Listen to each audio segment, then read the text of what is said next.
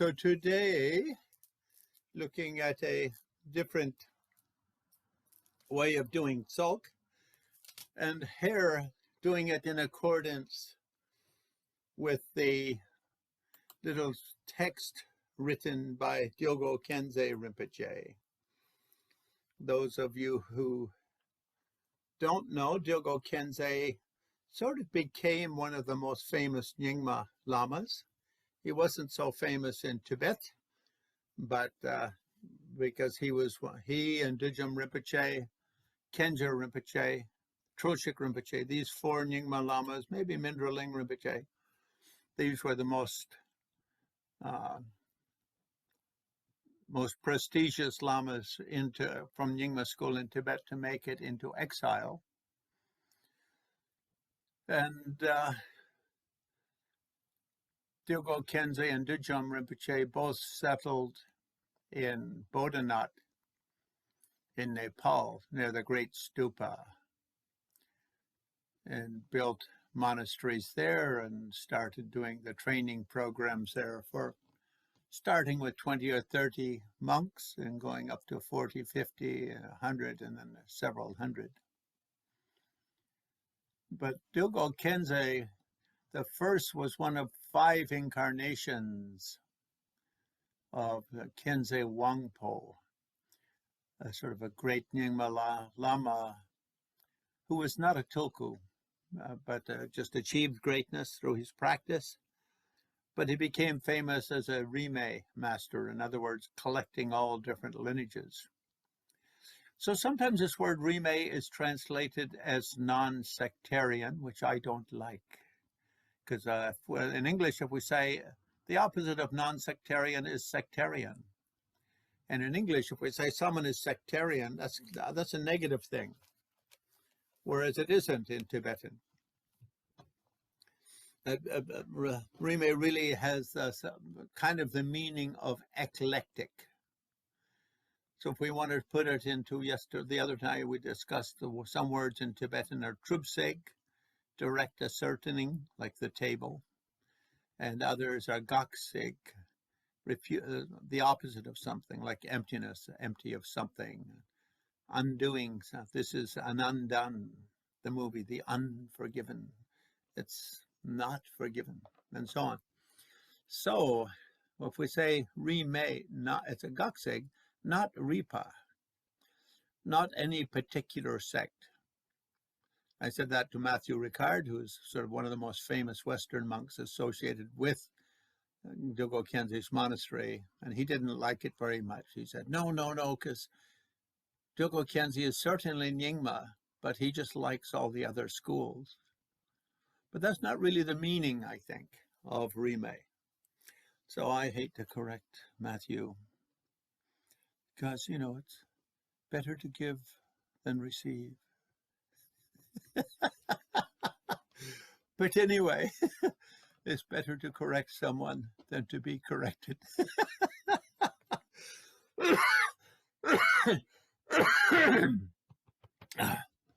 But Rimey just really means, so I translate it as non-partisan or non-aligned. And Matthew said, oh, that's too abstract.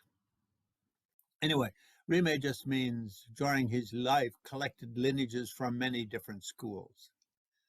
In olden days, that was quite common. The second Dalai Lama, for instance, was known as Rimey Mawa Gendun Gyatso, the Rimey teacher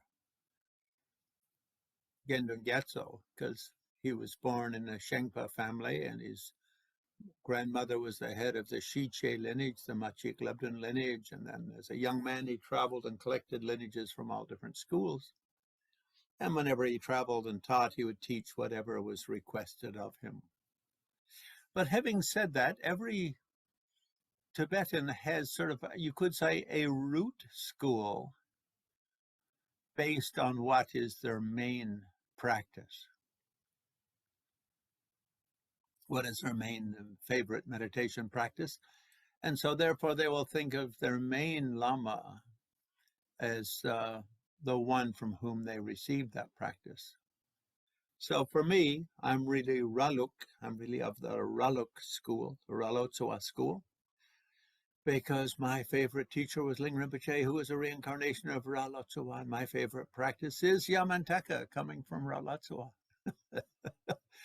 So these days we don't hear Raluk much as a school or sect anymore because it's been absorbed by the other schools, largely by Gelugpa and Nyingma, these two.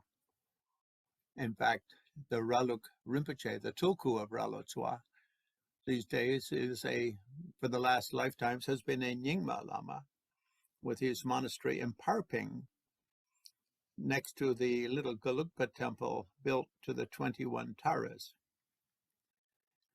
But in that Ralotsua had his own school. We can't really say Nyingma, Gelugpa, or this or that. And it disappeared as an independent school, much like the Shangpa Kargyu disappeared as its own school.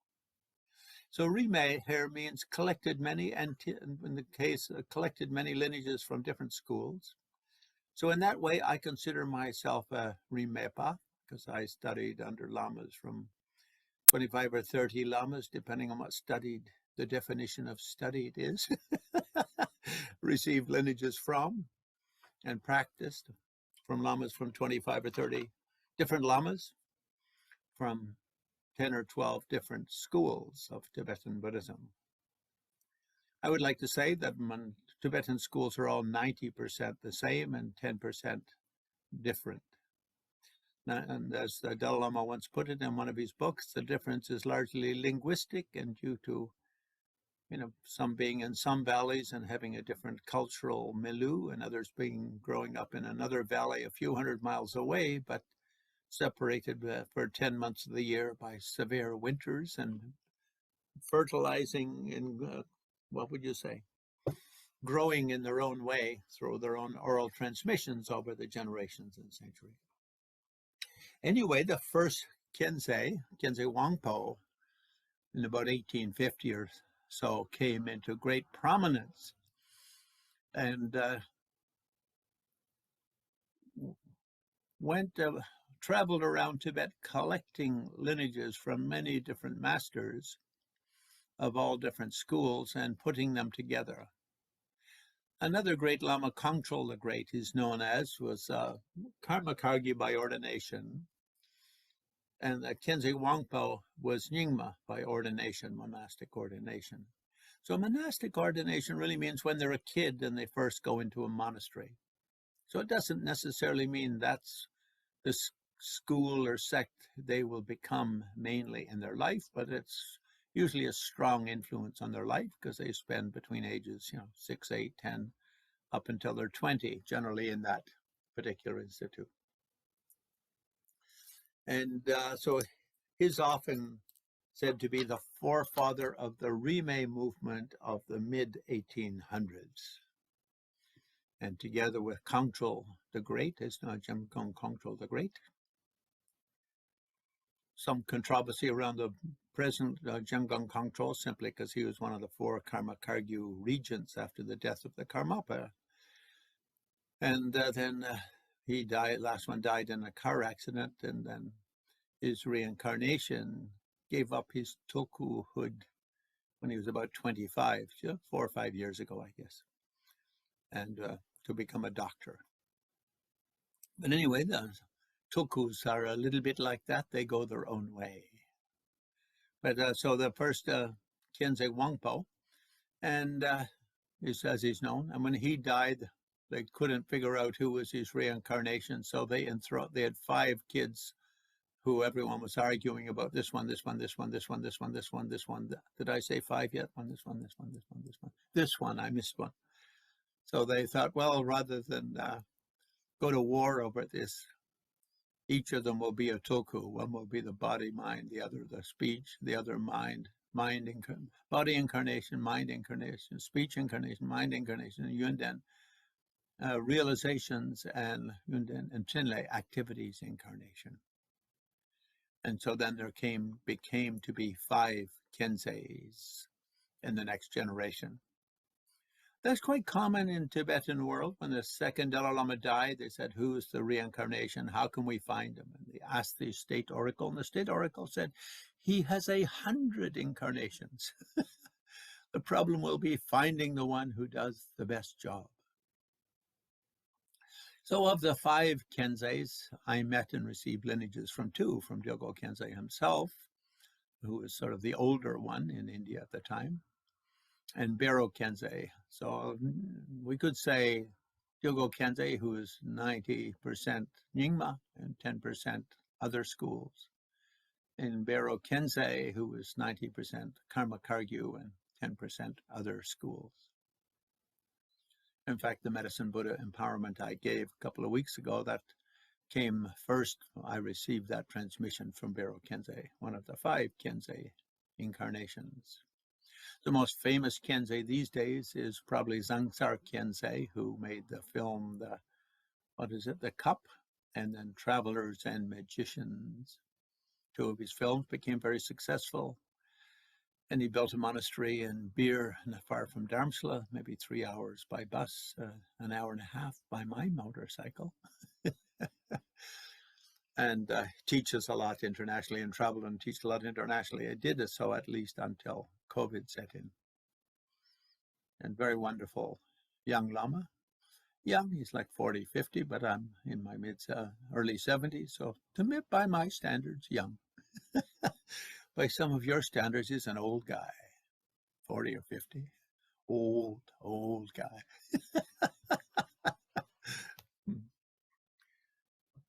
Excuse me while I take a sip of sparkling water. Cool, clear water.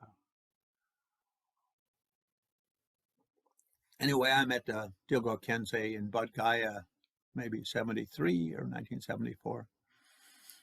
And after that time, he would come to Dharamsala every 4 or 5 years to visit with Dalai Lama. And I think in the middle 80s, Dalai Lama asked Dudjun Rinpoche for some Nyingma transmissions. And at the time, Dudjun Rinpoche wasn't that well. So he asked Dalai Lama, can I send Dilgo Khyentse?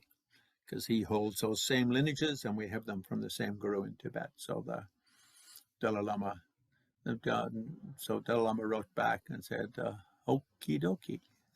So from that time on, Dilgo Khyentse would come to Dharamsala every 2-3 years and stay for about a month to give transmissions to Dalai Lama. I think the main thing Dalai Lama did with him was Dzogchen Chukor, the 3 cycles, as they're known. What Herbert Gunther translated as kindly bent to ease us. And on those occasions, Dalai Lama would always request him to do some transmissions for the so-called local community. And so in that way, I got to meet him half dozen or so times over the years and receive a half dozen or so transmissions from him. The other Lama, who's part, so that's the one who wrote this Lama Chopa and Tsog text that I'm talking about today. And the other Lama who's part of this story is Trulshik Rinpoche. Prior to the Chinese invasion of Tibet in the 1950s, he lived on the north face of Mount Everest. And I've been to his monastery there many times, although, of course, he was never there when I went there because he was in Nepal. Following the Chinese invasion of Tibet, he was not allowed back into Tibet, of course, because he fled as a refugee into India. And he built a reconstructed, you could say, a recreated, just he and half of the monks from his monastery just walked around Mount Everest, nothing to it. Going over the top is a challenge, but going around, not so hard. It's like meeting a sumo wrestler in a dark alley. Going over him is hard. Going around, not so hard. Anyway, he built Tubin Chilling in the Solokhumbu area on the southern face of that mountain range, which a little below Mount Everest. His monastery in Tibet was officially the highest Buddhist monastery in the world. And beautiful little monastery. Whenever I've done 4 or 5 times I've been to Mount Everest, we always go into the monastery and make offerings and sponsor the monks to do some chanting and prayers. Anyway, Troshik Rinpoche moved from there and set up base on the southern side of the Everest range, you could say. It's not actually on Everest, but on a southern exposure range, which is a little warmer than his old place in Tibet, and maybe 1,000 feet down from there, down lower altitude, so a little easier to breathe. And he is one of the great Nyingma Lamas to come into exile. And so he is the one who requested Dilgo Khyentse, and it doesn't say the year, I don't remember the year, but probably something like the 1960s or 70s. And he requested Dilgo Khyentse to write a Lama Chopa with Tsog that would be in accordance with the lineages, the Rimey lineages, all the different lineages from all the different schools collected by Khyentse Wangpo, and which represent the Khyentse Wangpo, perhaps rather than non-sectarian, multi-sect. Should we say bisexual or multi-sectual? Get the pronunciations correctly, please, or someone could misunderstand what you're talking about. And so he requested it as a liturgy, which could be performed in his monastery up in the Everest region. And so that's how it came into existence. And later, and of course, once Khyentse had created it, his own monastery, Shechen, the transmission of it was given there.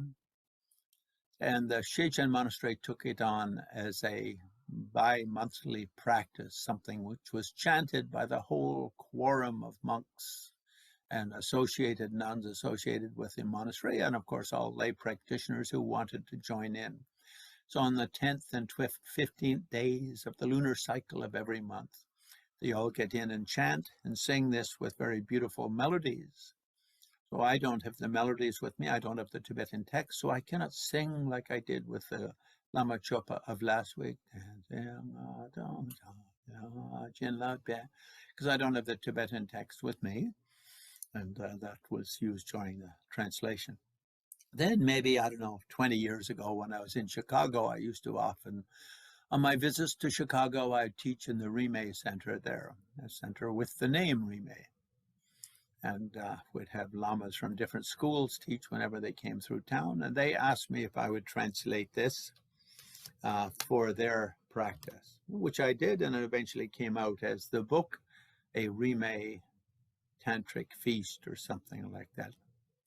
A Lama Chopa with Tantric Feast. I can't remember the exact title. It was on the little thing that was sent out by Jonas and Gosha. Rimey Lama Chopa, a Tibetan Rimey Tantric Feast. Yes, that's it. Which I think is a very poetic name, Tantric Feast, which is the Tsog part. So it's really two things, isn't it? It's Lama Chopa, as with the first pension Lama's Lama Chopa, which I mentioned a little bit about last week, but last week we didn't go much into the Lama Chopa side. We just went into the Tsog side in detail. I've just mentioned and introduced the Lama Chopa side, but I didn't go through each section what it's about. And went into the Tsog because most of our Sangha, people doing the 6 yogas, like to do it in connection with a tantric sadhana they're doing, whether Chakra Samvara, Yamantaka, Vajrayogini, Vajravarahi, or so on. So then one can do the Tsog with a sadhana rather than together with the Lama Chopa. This one was written to be done with the Lama Chopa, but of course it can also be done with a sadhana if one prefers.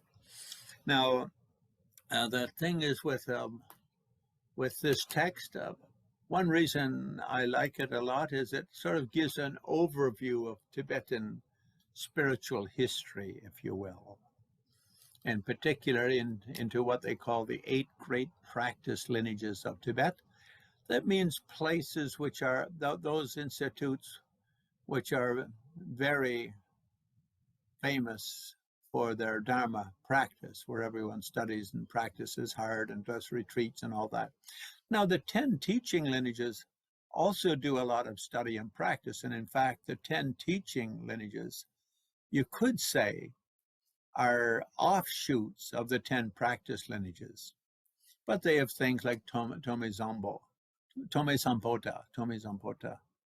the master from Songtsen Gampo's time, who was considered one of the greatest scholars in Tibet. So when Songtsen Gampo wanted to create a Tibetan script, until then, until 630 or so, Tibetans had been borrowing, either using the Arabic script from the north, Sanskrit from the south, various scripts of Khotanese from the north, Arabic scripts from the west, Sanskrit from the south, or Chinese from the east. Those four main scripts had been in use in different parts of Tibet, and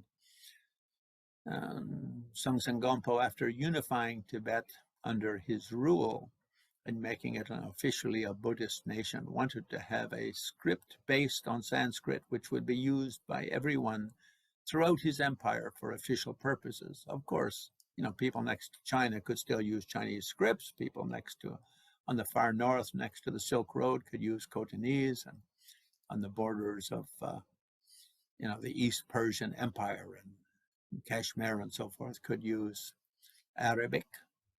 And in the south, close to Nepal and India and these places, could use Sanskrit. But the official for the whole country, and that everyone should learn, had to be the Tibetan script created by Tome Sampota. So we could say of the 10 teaching lineages, that becomes the first in terms of Buddhist teaching lineages. Of course, Samye, built by Padmasambhava, becomes very important, because until then, often we say Padmasambhava brought Buddhism to Tibet, which is not at all true. Buddhism had already been the national religion of Tibet for well over 100 years and had been very strong throughout Tibet for many centuries. But he built Samye, the first Lama school in Tibet. Until then, much like many of the Buddhist centers in the West today, a lot of temples in Tibet imported monks and nuns. So you had monks and nuns being imported from these four great sides of Tibet. You could say they're imported from Nepal and India, they're imported from the east, from China, imported from the north, from Mongolia and Khotan and these places, imported from the west, from the Buddhist capitals, Buddhist kingdoms of Eastern Persian Empire. So what Padmasambhava did was create the first teaching school in Tibet, teacher training program. So that's really what Samye was. And the abbot of Samye told me that said that to me very strongly one year when I was teaching. I didn't ask him about it. He just said, some people call us a Gompa. We're not a Gompa.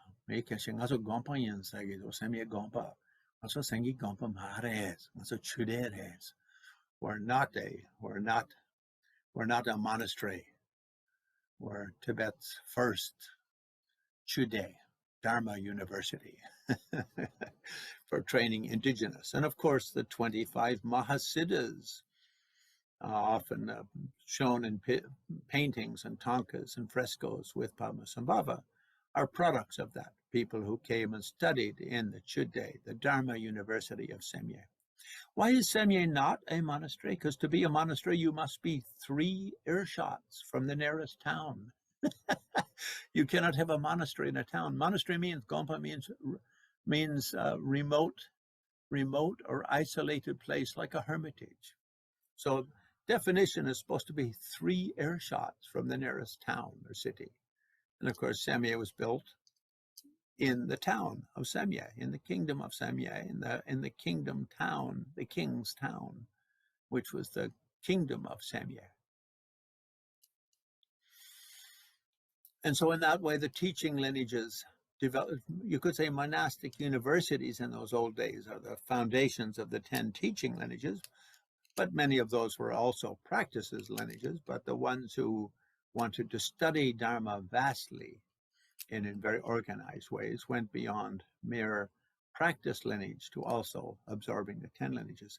So this therefore becomes a celebration of Tibet's 8 sort of most famous or mainstream practice lineages and 8 Tibet's 10 mainstream teaching lineages. You could say something like that. And he puts the whole thing in the whole practice in terms of the Kadampa tradition of Guru Yoga and the 6 mindfulnesses of the Guru. Ta-dam, ta-dam, turn on the jet engines, get ready, we're about to take off. So the text, so when I publish it as a book, the whole thing is published just as one book, the way it's written in Tibetan and laid out and whatnot. Later, there's bits in the book which say, now if you want to do it does a long bit, and then after it, so if you want to do that in short, there's this way. And as you people, Europeans know, Americans are a little on the dumb side. Is that true? No, Americans are extremely intelligent people, but they like to cut to the essence and they don't like frivolities. So hopping back and forth between longs and shorts and this page and that page, they don't like to do. So what I did so then I had a request from the Rimey Center in Chicago. Lama Glenn, that's too big and too long and we can't really do it. And all those do like this and like I'm just driving people crazy. Would you please like shorten it a little bit and put the parts which can be done in a long way or a short way, put the longer forms of them in the appendices and optionals in appendices. So that's therefore we have a half a dozen or so appendices in this. They're not there in the Tibetan text. In the Tibetan, it just goes bada, bada, bada, bada, bada, bada, and then you'll go after the end of like 5 pages of bada, bada, bada, bada, bada, and I'll say, if you want to do this in short, then just say Om Ahong 3 times. And so these guys wanted to do short, and that's why I put the shorter forms. But the shorter form still comes to about 20 pages. And so they still grumbled a little bit. Oh, we Chicago people, we're all like, for us, 20 pages is still a little bit. Could you make it like 1 page? And I gave him the finger. And I said, no, you want it to be 1 page, read it over, and you take the words that you like. It's like Mozart when he composed this wonderful 9-hour opera. And the king said, well, it's very nice, but there's a few too many notes. Mozart replied, oh, Your Majesty, which notes would you have me take out? So leave it up to the performer to shorten it how they like. And that's quite easy. You just have to read a Richard Nixon speech that's released by his archives and all the blackout pieces where he's saying, fuck this and cocksucker that and all this kind of vile language, which are very presidential in America, but in Europe, they use more religious words like Jesus Christ, God damn, holy Tobanigan and stuff like that. Sexually frustrated countries use sexual languages to curse, and spiritually repressed countries use spiritual language to curse. A Montreal friend of mine who's a Catholic, the French Catholics, being Catholic, they curse exclusively with religious, sacrament. That's that little cookie you eat if you're which is the body of Christ. Or colis, that's like that chalice you drink the wine out of. Or tabernacle, that's like French for temple. Oh, temple. Or my Dieu, good God. But, Americans don't do that. They use the F word or the CS word or sexual references curse word. So I said, you make it 1 page. I'm not making it 1 page. So this is as short as I could make it and still retain something of the beauty of the poetry and so on. So, of course, the Tibetan text is a little bit like setting up the altar, like you put up your offerings, like your meat and your whiskey and your tormas and your cookies and all these kind of things, whatever you're going to use. And I haven't put that in here because otherwise, that's just a piece of paper. And once you do it once and you know it, you don't have to do it anymore. So it's in the book. If you want to get the book, it's available through Sumeru Press, either as a paper printed book or as a Kindle file, perhaps even PDF, I don't know. I've never bought anything from Sumeru, so they gave me 10 free copies of the book, which was very nice. But I never got any of the Kindle versions. The preliminaries, these begin with refuge and bodhicitta, so everything in Buddhism. So we're on page 3. Page 3. Oh, and I should mention that Dilgo Khyentse gives 3 options for the visualization. One is the main visualization becomes Khyentse Wangpo, which is what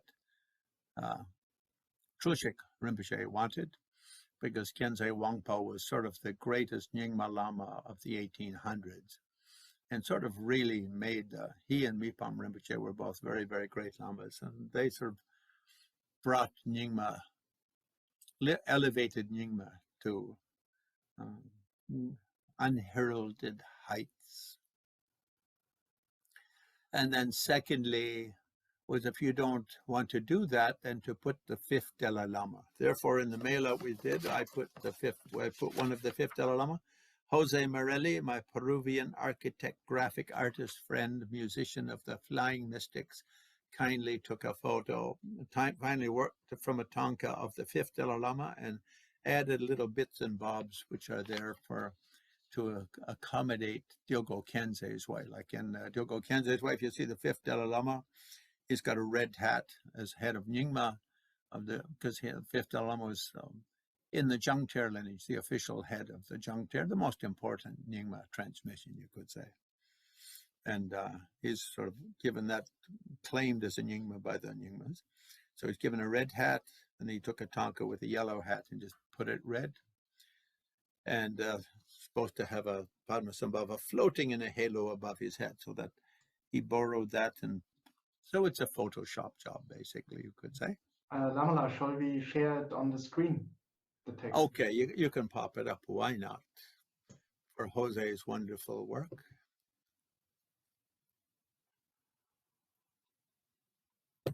Any of you who want to have wonderful work, wonderful things done to your photos and so on, I get him to do all of that. Like recently, a photo of my dad taken in 1927, all crinkled and crushed and battered and bruised, popped up. And so I sent it to him and made a small offering, and he went through it and restored it to normal. And when I teach Amitāyas Hayagriva, you'll notice I have a printout of a tanka of Amitāyas with Milarepa above and so on, Siddharani up above center.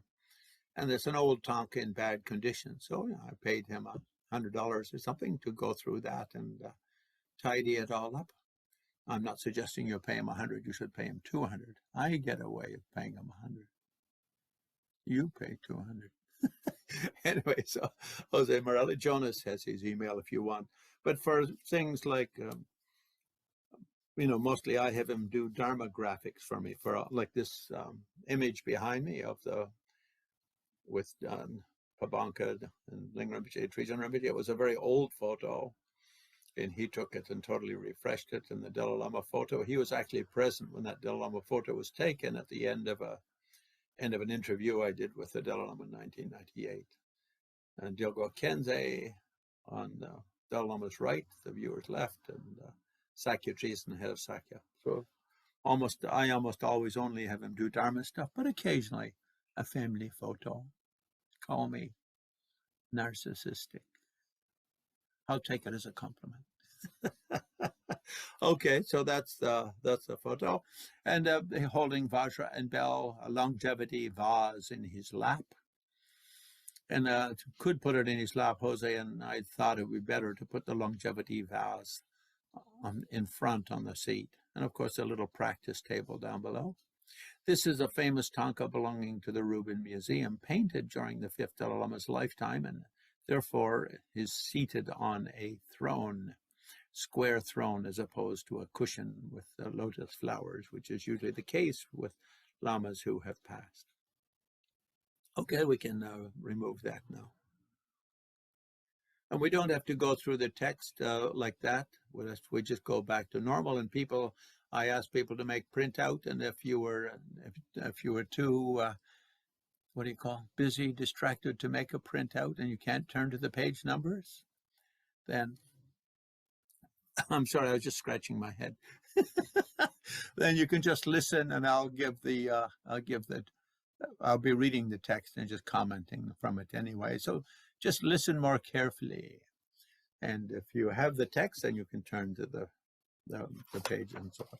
So two is one is Khyentse Wangpo, which is how he does it.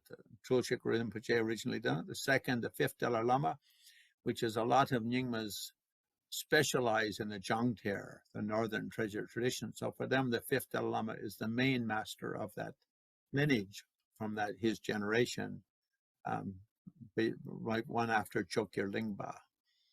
And then the third is Vajrasattva. So I've put on the text a little Vajrasattva icon where he's sitting, male, female, in union, and you think, so you start with refuge, bodhicitta, and then Om Vajra Amrita Kundali Hananum Sabavashara. You purify all of the things, and there's a way you can do that there's a long way to do preliminaries, and I put that as an appendix where you consecrate everything in a more like official way, elaborate way. Also offer a preliminary torma, like all of the local land spirits, river spirits, tree spirits, dead Uncle George, and so on and so forth.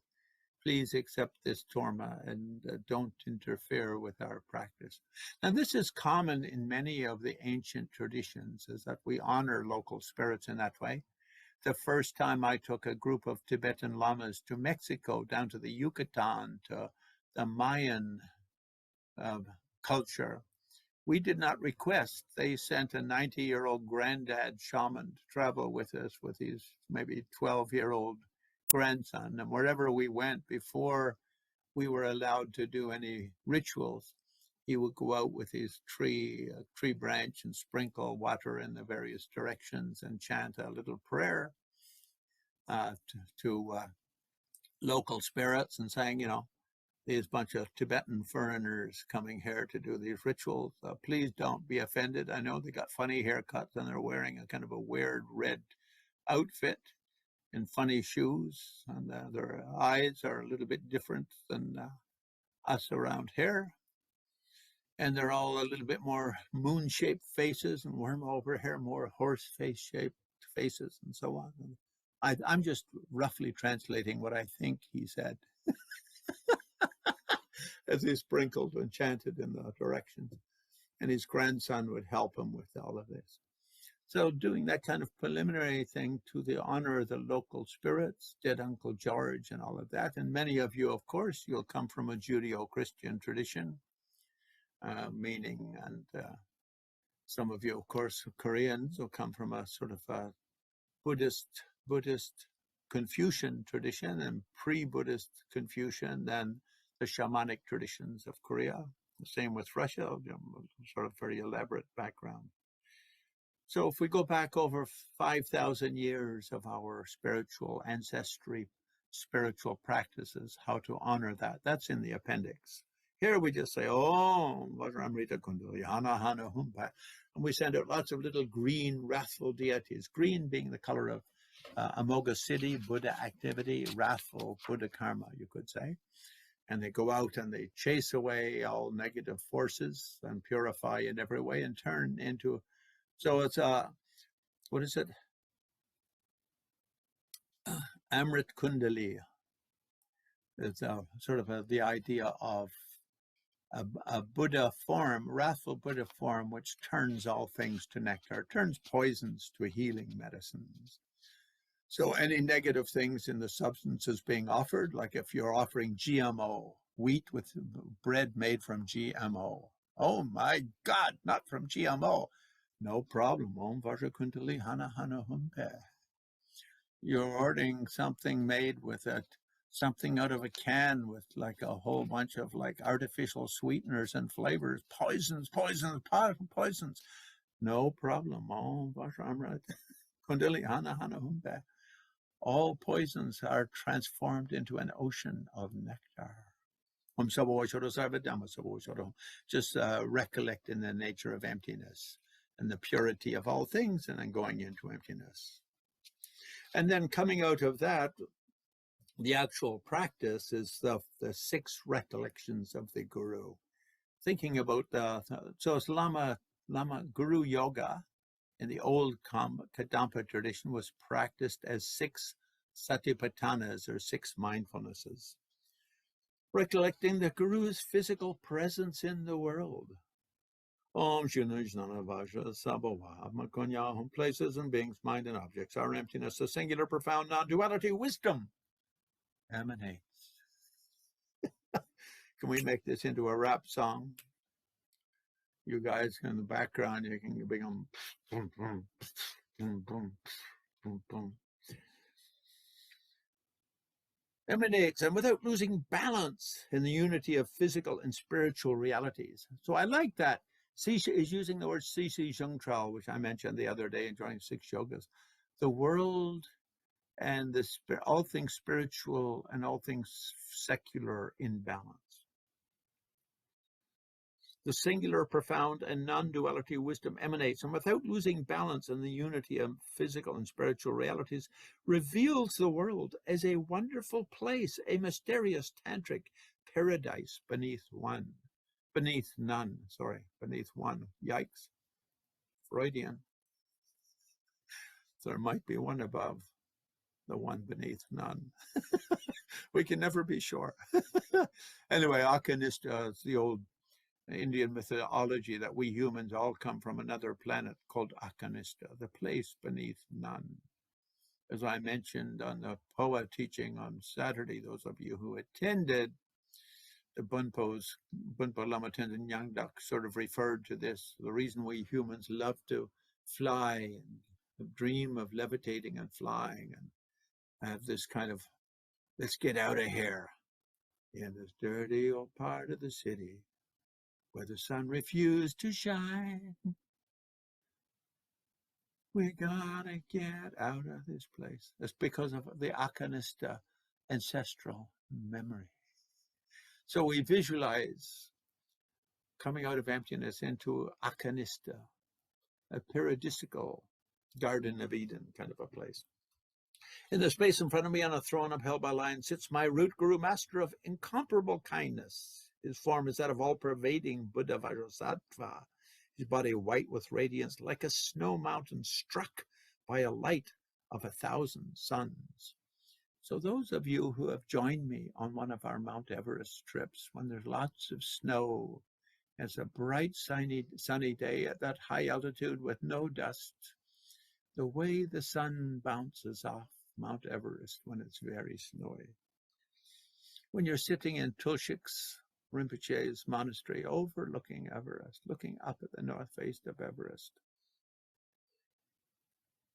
His face is full with power and bears a gentle smile, adorned with the marks and signs of perfection. His right hand holds a vajra at his heart, and his left embraces his consort by holding a bell at his waist. That's what we call multitasking, embracing the consort while holding the vajra and bell. What a multitasker. His consort, Doji Nyema, is the color of the autumn moon. Holds a curved knife and a skull cup. So this is standard Vajrasattva, the way we do in every Vajrasattva practice on Vidyasattva Samaya. They sit in sexual union, her arms wrapped, and suddenly there's a great transformation. Vajrasattva and consort suddenly melt into light and re-emerge in the form of one's own root guru. His expression peaceful, his upper robe a tantric shawl. Excuse me, Jonas, where's your tantric shawl? You're not wearing it. Gosha, your tantric shawl. So he's wearing this kind of shawl on the upper shoulders. So in other words, to be a tantric or a ngakpa So if we visualize as Khyentse Wangpo, we visualize a monk. If we visualize as fifth Dalai Lama, we visualize as a monk. Otherwise, the third option is Vajrasattva transforms and becomes a Ngakpa, manifests as a Ngakpa. Ngakpas, of course, also have long hair, so Jonas is a little short on the hair, but his hair is, put it this way, his hair is shorter, is longer than that of a monk who has recently shaved.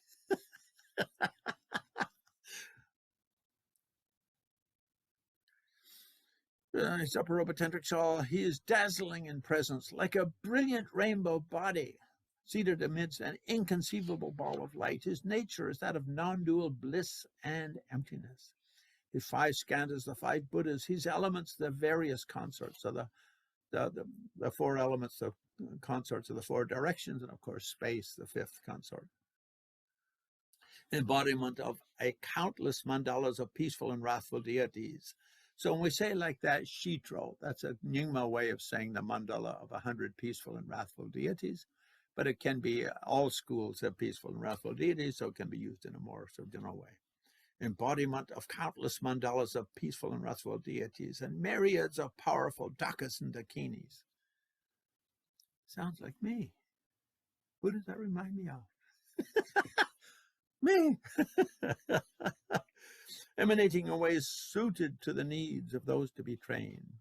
Is surrounded by all of the Indian and Tibetan lineage masters of both Sutra and Tantra transmission. So that's standard. If you look on the internet on guru trees, in particular, it's called the Nyingtig Dzogchen, the heart drops from coming from Jime Lingpa. They put the guru in the center and just surrounding. And then in the longer forms, they go into who are all those groups. But basically, it's the coming from India, the early Indian masters, and so on. And then he goes, here's around all the Indian masters, such as Nagarjuna and Asanga, who are the two founders of the Mahayana, you could say, as well as the 6 ornaments. That's Gentruk Chokni. Those are the 8 great Indian masters. You see them in temples of all schools of Tibetan Buddhism. And then in Tibet, Shantarakshita, the later India, then Shantarakshita, Sirlingpa, Jojaya, Tisho. So those are guys who basically all lived in 10th, 11th century. Shakya Sri, the 84 Indian Mahasiddhas, and surrounding him sit the founders of Tibet's 8 great Dharma practice lineages and 10 teaching lineages, as well as the lineage masters descending from them. Below them are the various Yidam Mandala deities. So in that way, that's recollecting the Guru's presence. So we just visualize him in front. Vajrasattva becomes a Ngakpa. And we just remind ourselves, looks like my Guru, but in essence is embodiment of all Buddhas, Bodhisattvas, Yidams, Dakas, Dakinis, Dharmapalas, and so on and so forth. Emanating countless forms of myself, I give melodious voice to verses of prostration. So then I sing out like this. Oh, great Lama, Ngakpa Lama. I offer prostrations, etc., but not just by ourself, our lonely old self. We think a million of myself is singing like that. Why be one when you can be a million, right? My palms pressed together above the crown of my head, my fingers pressed like the petals of a flower bud, like upstretched petals of a young lotus in a beautiful pool. You ever see a young lotus in a beautiful pool with the lotus petals up like that? Anyway, Khyentse is quite beloved, was quite beloved for his poetry and his verse. I offer at the feet of all the kind lamas, incomparable gurus who are precious Buddhas and who embody the blessings. So here we're thinking of our guru, but also surrounded by all those lineage masters all the way back to the pot.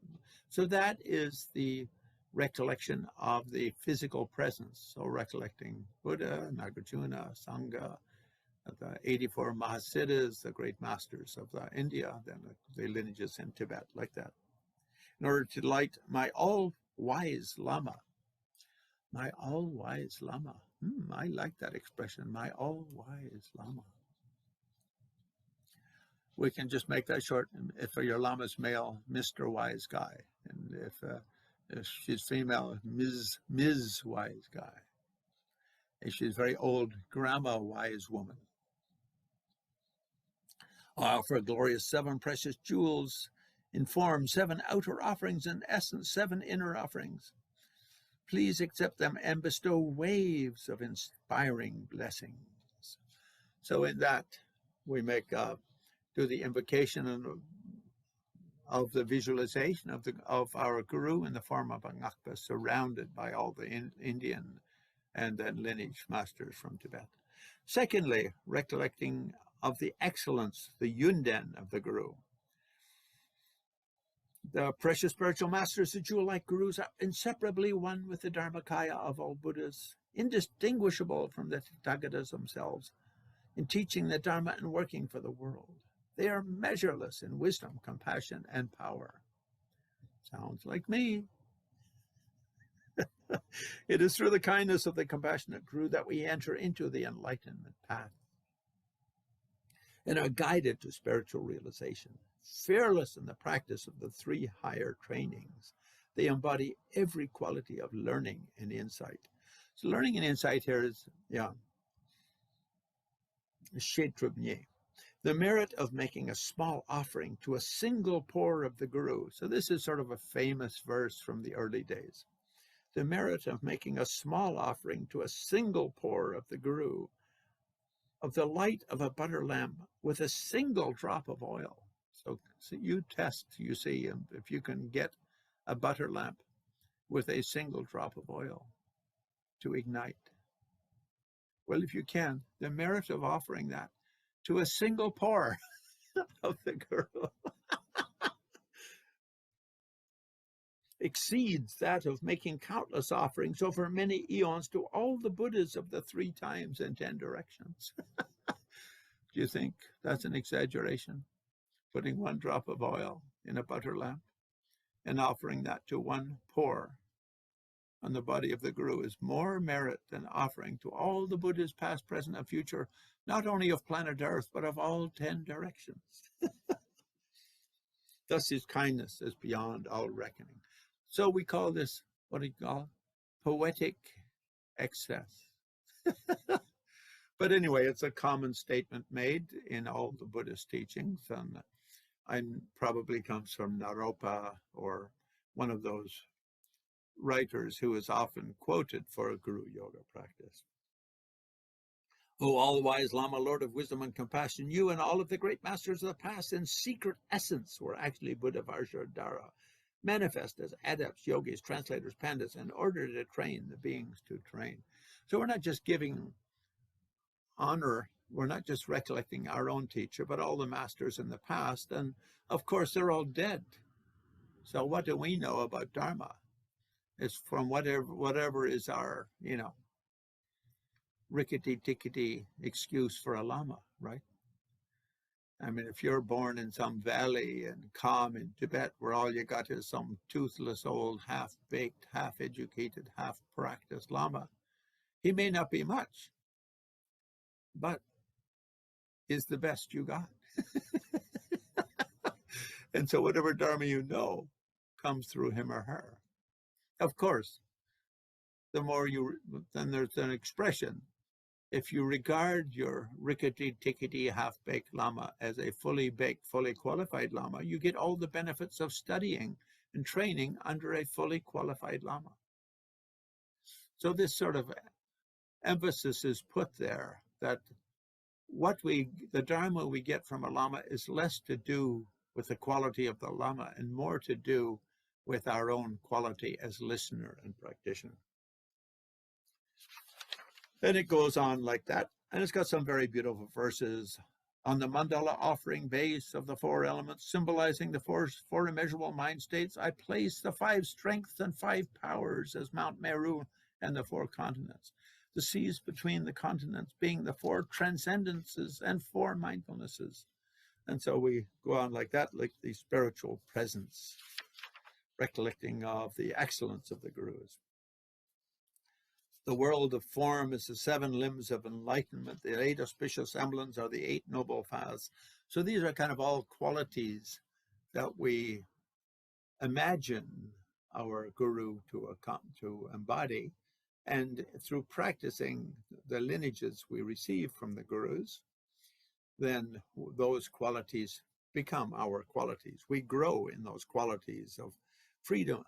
The 8 auspicious substances are the forces of freedom, wisdom's power, and clairvoyance. These abundant riches, so we offer all of the mandala, we could say, as a way of offering all of these things. And of course, through the offering of them, we make the karmic link and we achieve all those great qualities. To visualize precious gems are the 10 Arya states. Jewels and ornaments are the 5 stages, 5 paths to enlightenment. In the spirit of celebration, I offer these spiritual riches, pleasing to devas, nagas, and humans alike. Oh, assembly of glorious gurus, please accept them with delight. And they go, okay. And no, they'll probably just smile and go, yeah. Third, recollecting the liberating deeds, the Zepa, and sometimes Trinity Zepa. The sutras and tantra paths that taught by the Buddhas are inseparable from a Buddha's Dharmakaya nature. To study, teach, read, or memorize writings of his words bring delight to the great bodhisattvas such as Manjusri, Vajrapani, Maitreya, and to the masters who are guided and blessed by them, such as the 6 ornaments and two great ones of India. It also delights the masters of the tantric path, whose playful wisdom directly perceives reality itself, including Buddha Vajradhara, and the treasury of wisdom, Dakas and Dakinis, the tantric lineage founders, such as Saraha, Luipa, and Gandhapada. Then, as though the Buddha himself had come again, the great Guru Padmasambhava. So this is going back through the Zepa, sort of like a glimpse into history, so recollecting the history of Buddhist lineages that we receive. We become part of history when we acknowledge what we get from history. So it goes through Padmasambhava, and then it says the great Indian master Joel Adisha, who appeared and gathered the lineages of countless masters, such as Sir Lingpa and so forth, established Kadampa school. The great Sakya Lama's essence of compassion, who was blessed by the Indian master Verupa. And then the master Marpa, who with great hardship and danger traveled to India, studied with such great masters of Naropa and Maitripa. The Lord of Yogis, Kyumpo Naljor, who came and established the Shengpa school with the great descendants, the 7 jewels, such as Tongteng Gyampo, Padampa Sangye, and so forth. And Lama Tsongkhapa, a true incarnation of Manjusri, gathered precious jewels from all those lineages and established the glorious Ganden tradition that integrates study and practice for easy enlightenment. These Indian and Tibetan masters, together with the great beings who received and transmitted their lineages, in other words, as part of this Lama Chopa, or this Trempa, this mindfulness of the Guru, the Zepa is recollecting the history of the lineage that's coming to us. Then we should reflect on the meaning of these verses until the mind becomes infused with spiritual exhilaration.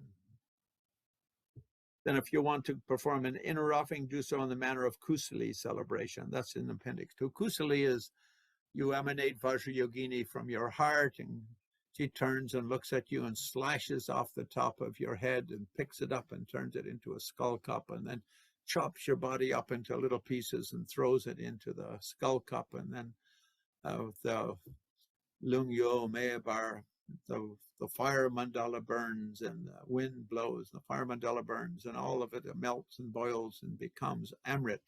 And then you go Om as you offer your body boiled and transformed into nectar. So inner offering in the form of a Kusali offering. Just today I was going through the inner offering with Andreas. The inner offering basically is we put a skull cup and we visualize it. There's 5 corpses in it. In the center are humans, and then a dog, a bull, an elephant, and a horse.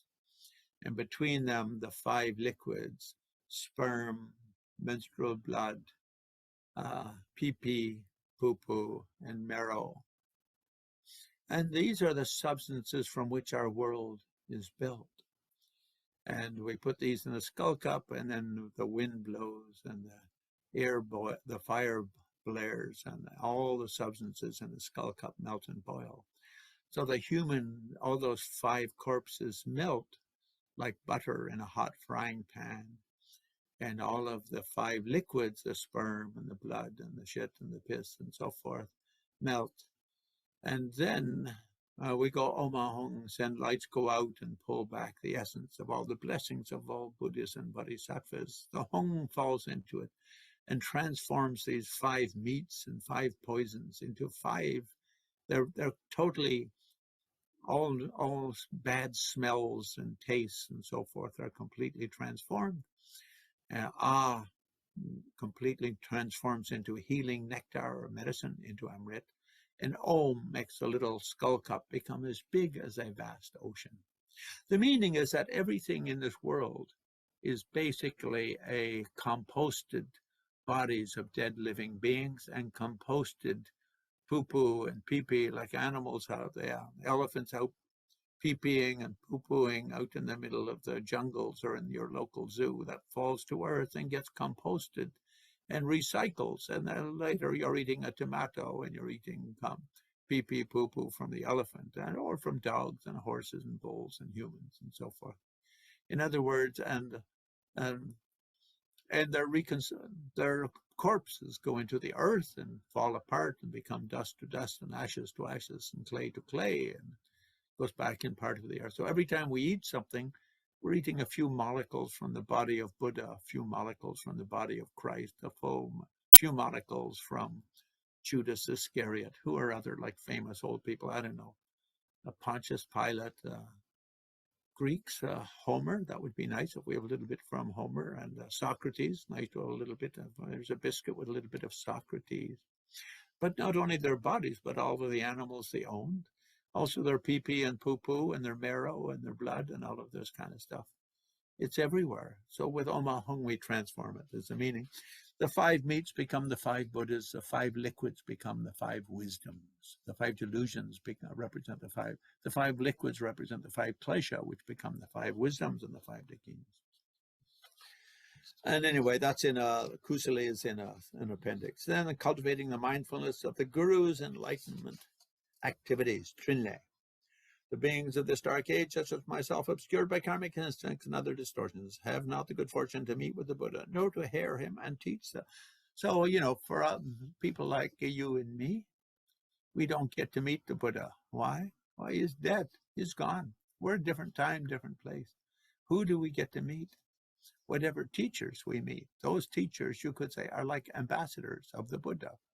So it's like, you go to the doctor, you hope to see the doctor is not there, but the prescription has been fulfilled by the pharmacist. You meet the pharmacist.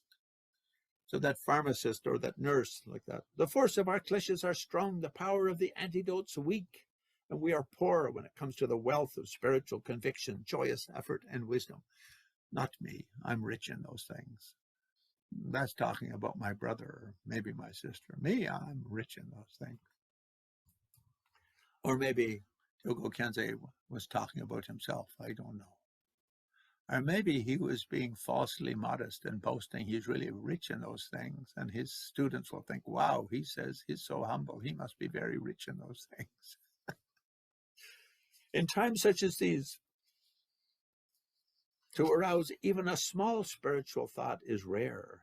But it's just as though the Buddha himself had come again, for the Gurus impart the oral tradition teachings, which extract the essence of the sutras and tantras, are easily understood, quintessential, and provide a fast path to Buddhahood for trainees of intelligence and good fortune. So in my own case, if I didn't meet Kyabje Ling Dorje Chang, Kyabje Trijang Dorje Chang, Geshe Ngawang Darge, Dobon Rinpoche, Amchok Toku, these great lamas, for me, just going through this book and reading something and hearing something somewhere else, making sense of that and developing it into a real practice would become slow, painful, awkward, and clumsy. But they extracted the essence of the sutras and tantras in a way that was easily understood, quintessential, and provided me with a fast path to Buddhahood for trainees of intelligence and good fortune. Oh, like me. We should always put ourselves in the group of the winners. You know, always identify with yourself in the group of the winners. You know, but the more confidence you have, and therefore we say in tantric yoga, we say lagi ngagyal, the tantric pride. Ngagyal says me king or me royalty, because it doesn't have a gender to it. If we say king, that's usually male, and queen female. Ngagyal, lagi ngagyal, deity pride. But Ngagyal, me royal Buddha form. So we may not be very intelligent compared to Einstein, but we're more intelligent than, say, Joe Biden at his present mental state, or Donald Trump at his best. Maybe, I don't know. Maybe they're both more intelligent than me, than I ever was or ever will be. But still, there's always, like the seventh Dalai Lama put it in a poem, if you're feeling so down that even water cannot flow under you, look down and you'll see people in worse circumstances. If you're feeling so proud, you think you could outshine a wealth god, look up and you'll see people doing better than you. So identifying with ourselves as I have Buddha nature, I can accomplish intelligence. So when it says of intelligence, which there is lotra in Tibetan, which means something like clear mind, seen sort of, you might say it means something like love of wisdom and good fortune. We need some sort of good karma, right? Otherwise, you hear about some great thing going on and you take 2 steps and you're hit by a bus. It's wonderful that you heard about that great thing, but then you're hit by a bus, so it didn't pay off. So you need those 2 things, clear mind or wisdom, or something like that, love for wisdom, and a little bit of Kelsong in Tibetan, Kelsong. The gurus who perform the enlightenment activity of leading trainees in accordance with their needs of the sublime path to Buddhahood are praised as being more marvelously kind to us than any of the Buddhas or early masters, for it is they who come directly into our life. So my personal guru may not be as great as Padmasambhava or Tsongkhapa or Milarepa. He may be greater. We cannot tell, right? Well, all we know is what appears in our mind and what we think about what appears in our mind. We don't really know how great Milarepa Padmasambhava was. We just have their legacy through myths and transmission.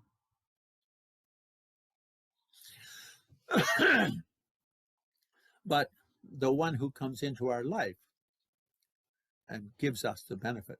So Tibetans have an expression: if you're dying of thirst in the middle of the desert and someone comes up to you and gives you a glass of water, he or she saves your life. You don't say, is that person equal to Padmasambhava, or is that person equal to Milarepa, or is that person a bit of a ratty-tatty, humdrum being? I can't accept that water to save my life because you don't equal Padmasambhava. So that's said in many Guru Yoga texts. And Guru Yoga means here how to develop a successful relationship with a teacher. So I don't like that word Guru devotion. Develop a successful relationship with a teacher. So in Tibetan, the expression is Lama Tenso. So the one who comes into your life is more kind than Buddhas of the past, present, and future, or any of the early masters, for they who come. As this is true with the masters from all the different schools. Then again, he goes through the 8 practice lineages and the 10 teaching lineages, the Kadampa and Gelug traditions of 3 spiritual perspectives as the basis of the 4 classes of Tantra, especially the illusory and clear light trainings of highest yoga Tantra. The Sakya tradition of 3 visions as preliminary to the Lam Tre. And so again, Then the secret offerings, the wisdom experience of the four emptinesses aroused by means of the four tantric joys, manifest as youthful concerts of great beauty, and so on. Then number 5, cultivating mindfulness of the Guru's transforming powers. So this is Chinlab. So Chinlab here often translated as blessings, but I don't like that word blessing because I don't know what it is. Transforming power, I know when I'm in the presence of Ling Rinpoche, Trijang Rinpoche, Dhamma, Locho Rinpoche, I feel uplifted and transformed by their energy. So we can say uplifting and exhilarating energy of transformation. Merely a glance from the compassionate mind of the Guru.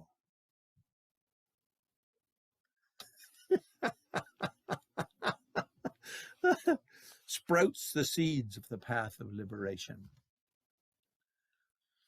And I remember once one friend of mine who was a student of the previous Karmapa said that when first time I saw Karmapa, I stepped in the temple and he looked at me and I immediately had this sense of deep, deep connection and of liberation and the power of liberation. And so then, not to say that the Karmapa with the previous Karmapa was especially accomplished, but the relationship of the teacher with the Guru's attitude is what is important. So when I met Ling Rinpoche, it's like, zoom, hey, where are my socks? Oops, they got knocked off. My smelly old socks, where are they? I hope when I leave, I don't leave them hanging out in Ling Rinpoche's room here, because his attendant will definitely complain. Why did you leave your smelly old socks here? So merely a glance sprouts the seeds of the path of liberation in the streams of even ordinary beings. And that friend of mine who made that statement was a very ordinary guy, nothing exceptional whatsoever. And this gives birth to the common spiritual qualities such as detachment, clarity, joy, energy, and wisdom. The Gurus link us to the uncommon ground of the Vajra path of ripening and liberation, Mimpatong Tarpa. So 2 things. One is we become more spiritually mature. So this is often said to be like ripening, like a flower opens in bloom, or like a young seed. Our Buddha nature, which is like a seed, becomes like a mighty banyan tree. Then there are instructions on the generation and completion stage yogas bestow the 2 siddhis, those common and those supreme. Common means sort of great spiritual presence, and supreme enlightenment itself, or Mahamudra itself. Especially the great bliss of innate wisdom is aroused in accordance with the teachings of the Gurus of the various Sutra and Tantra traditions. So again, he runs through the list of 8 teaching and 10 practice traditions. And thus, under cultivating mindfulness of the Guru's transforming powers. And he ends the section with a little prayer. In their final meaning, all those legacies of instruction have one and the same taste. So we can talk about 8 practice lineages and 10 lineages, but in their final meaning, all those legacies have one and the same taste, the same essential message of how the ultimate nature of being is unfabricated and is omnipresent in all times and places. As the Sangha says in the Uttara Tantra that I've been teaching through my Korean Sangha over the last weeks, the Dharmata, Buddha nature, Dharmadhatu, is everywhere, equally in the minds of Buddhas as in the minds of the most simple and untrained person, the most highly evolved and the most spiritually immature. And all things have that one in the same place. It's omnipresent. This Dharmata nature is omnipresent. Oh, precious Gurus, a mere moment of conviction in you has the power to awaken the mind to this reality.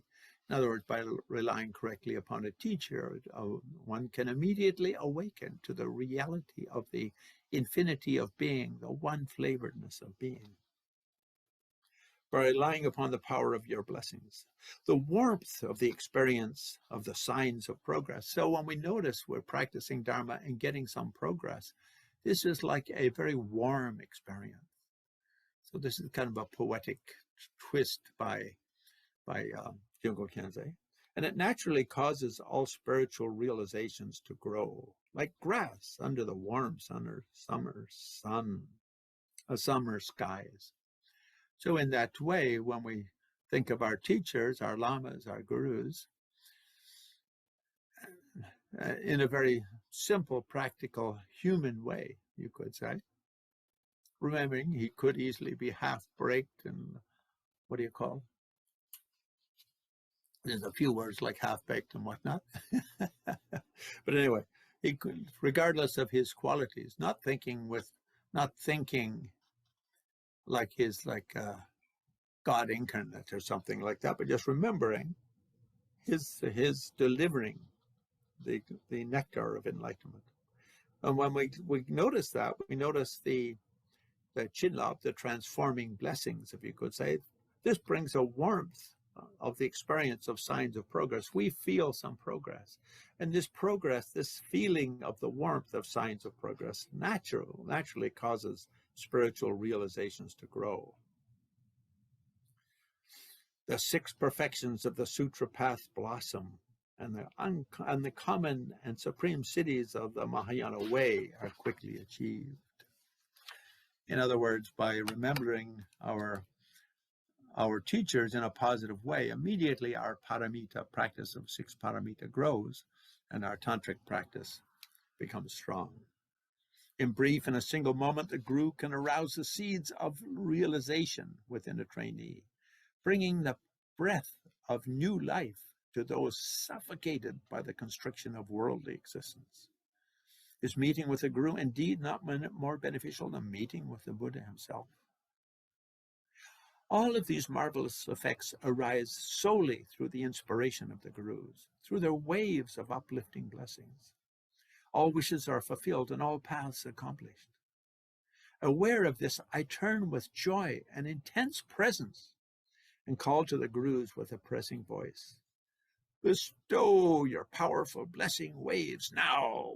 Bang, bang, bang, like Khrushchev pounding his shoe on the table at the meeting when he spoke to the Congress in America in, what was it, 1961 or 2 or 3 or something. Bang, bang. Bestow your powerful waves now and reveal the wondrous tantric path to myself. Then the offering of suchness and so on. And then 6th and final mindfulness, cultivating mindfulness of the guru's beneficial presence, which is Penpa in Tibetan. For those like me, born in this dark age of conflict, relying on the glory of the guru's compassionate guidance brings great meaning to this precious human life. For it provides access to a secret treasury of tantric teachings that are difficult to acquire even in eons of lifetimes.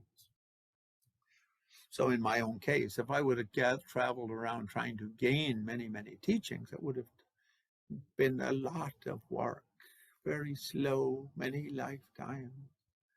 But I could just walk into Ling Rinpoche's place and say, hey, psh, psh, psh, gimme. Or Trijang Rinpoche, hurry up, please, I'm in a rush. Or Dalai Lama, yeah, I got it, next.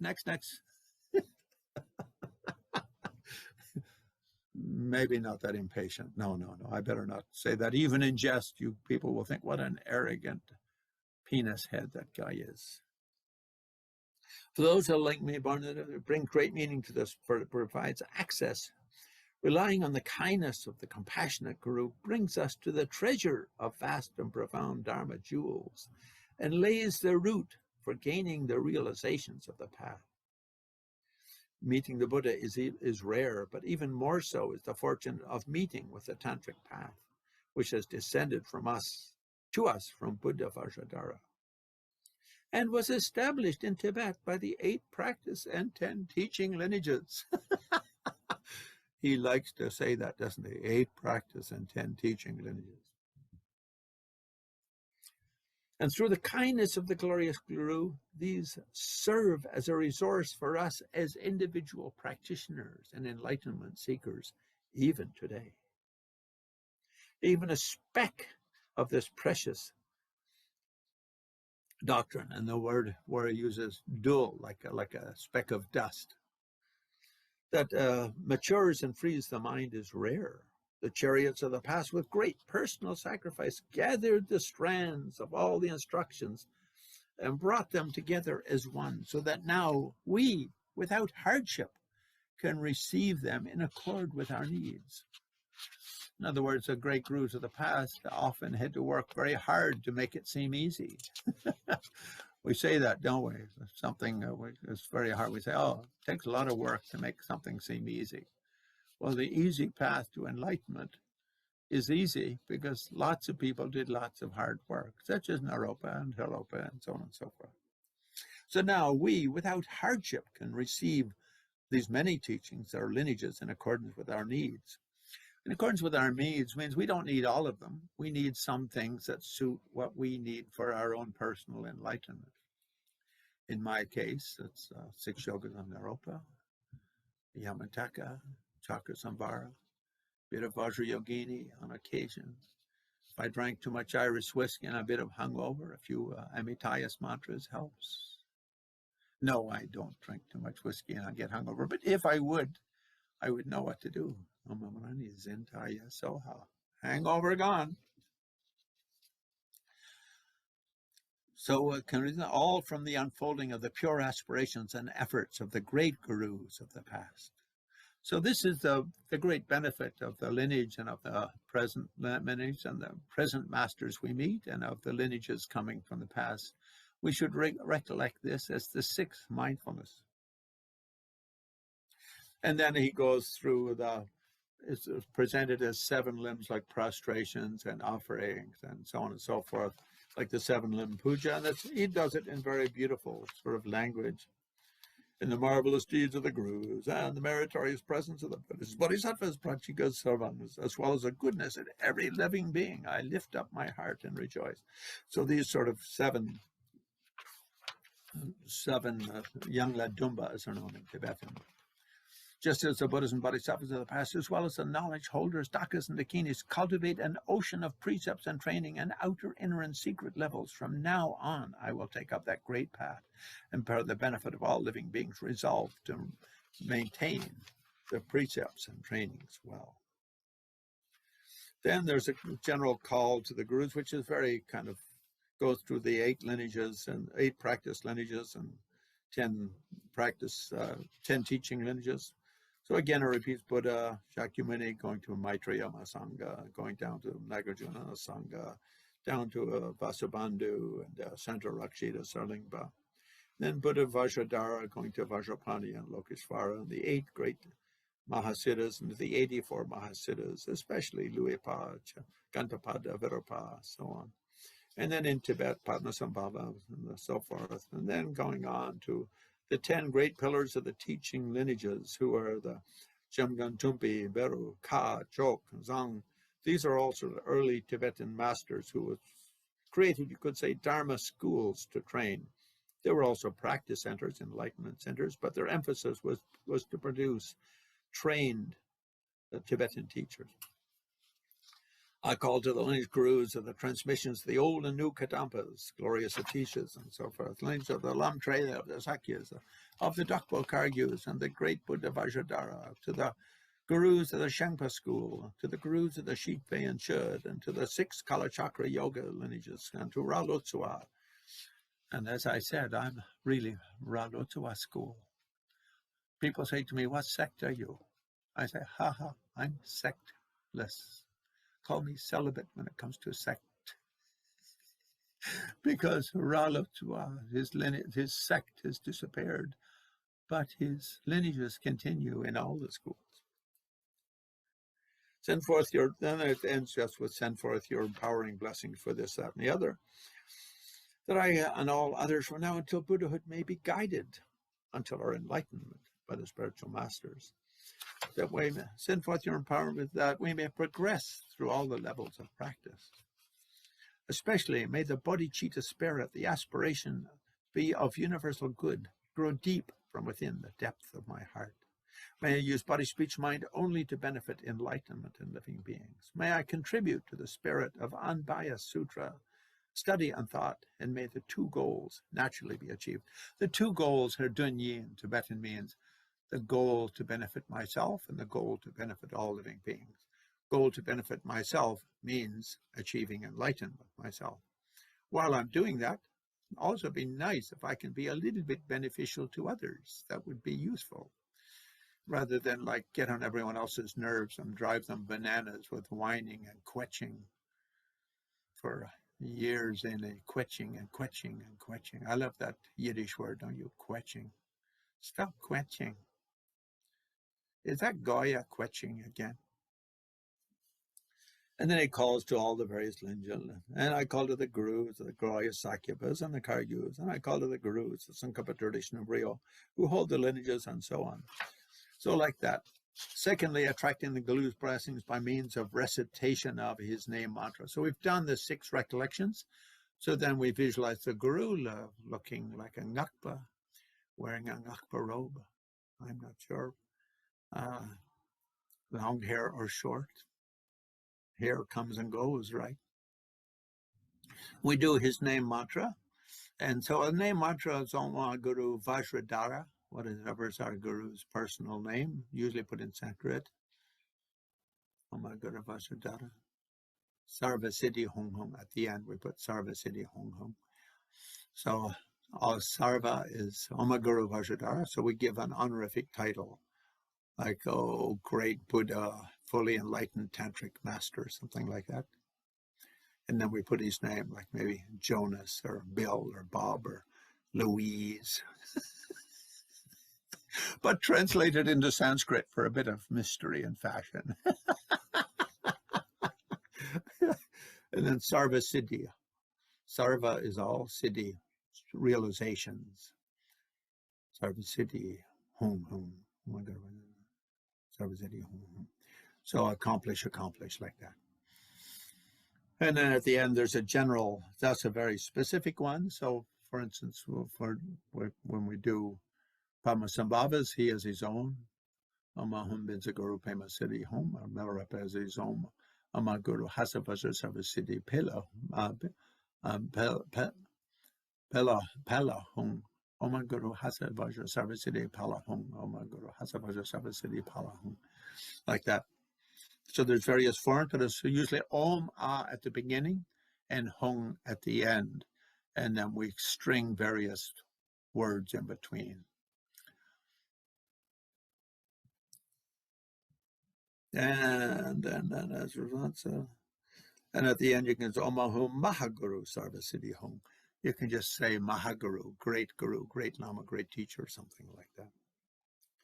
And that's followed by a general prayer for the fulfillment of spiritual needs. So that's just sort of that's what's called a prayer, the request of blessings for realization. And I mean, his poetry, Dilgo Khyentse's poetry, is very, very beautiful.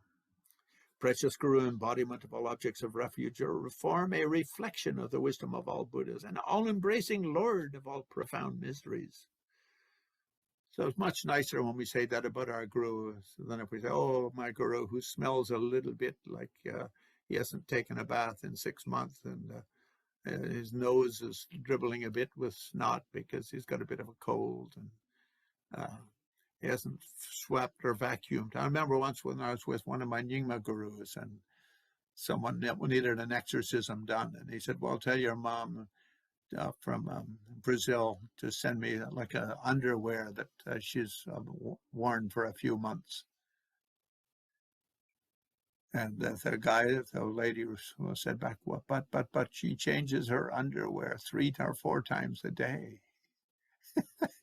And Rinpoche laughed, and his Nyingma Lama Ngakpa, and he pulled out his, my T-shirt I haven't washed in a year. But rather than in verse mention things like that, we mention all-embracing Lord of all profound mysteries, manifest as an ordinary human for those like me, master who opens our eyes to the door of freedom by showing what needs transcending and what cultivation, thus revealing the unmistaken path that leads to the jewel land of enlightenment itself. That sounds much better than a great unwashed Lama who's been wearing the same underwear for the previous year. Indeed, your kindness to me is more wondrous than all the Buddhas and Bodhisattvas. I send this request to you, establish my mind in the way of the sages. Correct any errors in practice that I make, remove obstacles and hindrances from my path direct me to the city of the 4 Buddhakayas. O Gurus, when the good boat of universal love that flies the flag of sublime detachment is moved by the wind of spiritual concern, arise in the form of the 2 bodhicittas and pass on the power of inner liberation. 2 bodhicittas here meaning conventional of love, compassion, and ultimate wisdom of emptiness. O Gurus, when the mind has been ripened with the 4 empowerments, the instructions on the Sutra and Tantra path have been received, and meditation on the outer and inner generation stage, as well as the 3 paths, has met with success. O great Gurus at that time, arise in the form of the 4 Buddhakayas and be a bridge to the ground of the stage beyond training. In other words, when we practice Tantra, the path of quick enlightenment, manifest as the bridge that leads me to direct enlightenment myself. When the efforts to reverse worldly entrapment become insight that perceives the real nature of being of both energy and wind by interdependent arisings flow into Avaduti, the central channel. O Gurus, arise in the form of innate primordial wisdom and push my practice of the 4 yogas to the end. And in other words, when we practice Tumo, and then the winds enter the central channel and we give rise to great bliss, and give me the power to turn that great bliss into primordial wisdom of Detong Yeshe in Tibetan. When the mind has been ripened by the practice of the interdependent paths of Sutra and Tantra, and outer and inner obstacles seen as Dharmakaya, O Gurus, arise in the form of a great pacifier and take my realization of Prajna Paramita to the end. Interdependent Sutra and Tantra. So Sutra is the basis of Tantra, and Tantra is held up by the realizations of Sutra. So when rise in the form of a great pacifier, removing obstacles. When within the sphere of primordial pure Dharmakaya, the timeless wisdom present even in confusion, clear light, and the 4 glorious visions are known, O Gurus, arise in the form of a great wisdom master. Dissolve my mind into the space of the void. So a very beautiful kind of, you could say, realization, aspiration, munlam in Tibetan. From now until the essence of enlightenment has been gained, when high and when low, when happy and when sad, may I never be parted from awareness of my Gurus, always be cared for them, and may I receive the blessings that lead to realization. First, one meets with a teacher in a conventional external aspect, and is placed on the door of the enlightenment path. In the middle, one meets with a truly learned and accomplished Guru, and through study and contemplation discovers the meaning of the liberation of the mind. In the end, one meets with the Lord of the World Guru and experiences unbroken stream of great purity wisdom. May I be cared for by this Dharmakaya Guru of final awareness and be led to the city of the non-dual 4 Kayas. And so then, if you wish, then it says you can go to the section where you do the 4 tantric empowerments, and so I put that as appendix 5, and you can do the Tsog in connection with that. So we'll come down to that, which is this. Appendix 4 is the Tsog offering. Appendix 5 is self-initiation. So for the Tsog offering, we'll just run through that very quickly. Why don't we take a 5-minute break, and we'll come back and run through the read through the Tsog offering in the special way it's done in this section, in this lineage, in this little text practice manual by Dilgo Khyentse. So we take a 5-minute break, okay? Wonderful. Thank you so much. Okay, just while people are coming back, one of the questions people say, why is the form of the Guru that of a male? Actually, the form of the Guru is Vajrasattva in union with consort, in other words, male and female together.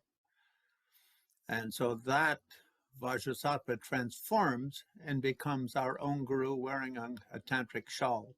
Like you notice, Gosha is wearing a tantric shawl. That doesn't say whether it's male or female. So I think one difference with Tibetan language and English language is that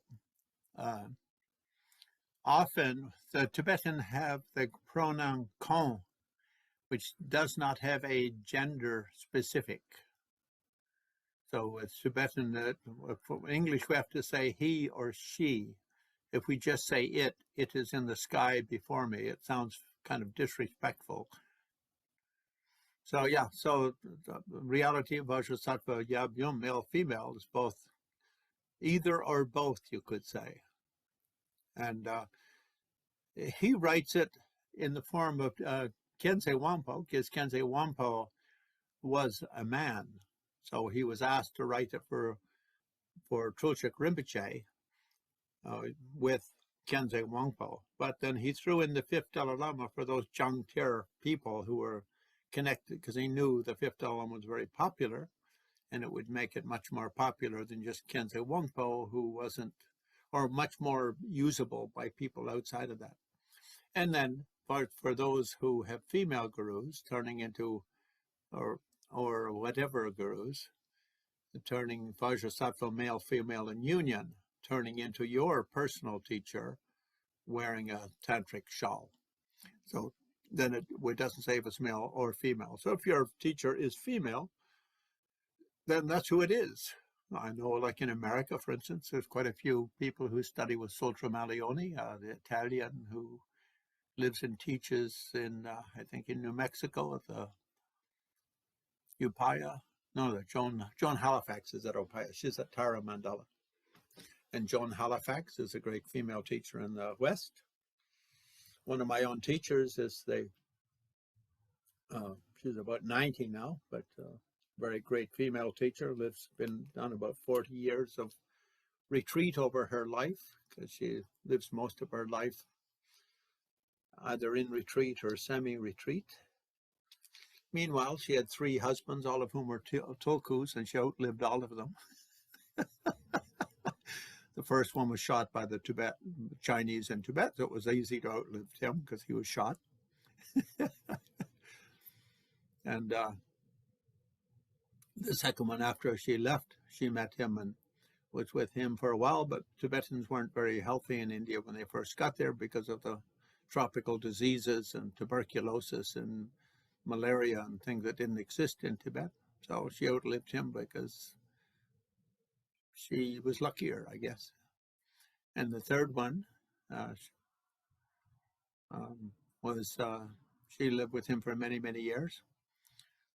But then eventually her karma took her to a retreat center in Nepal, and his karma took him traveling and teaching around the world. So they went separate ways, and she's still alive, and he passed away 10, 15 years ago. One thing of living into your 90s is you outlive a lot of your lovers. So she's an example of that. Yeah, so the way I've written it here is neither male nor female. Whatever is your teacher, wearing a ngakpa shawl is all it says. Okay, so 2 of the various appendices that I've typed here for the long form, we'll just go through the one which is the offering of Tsog.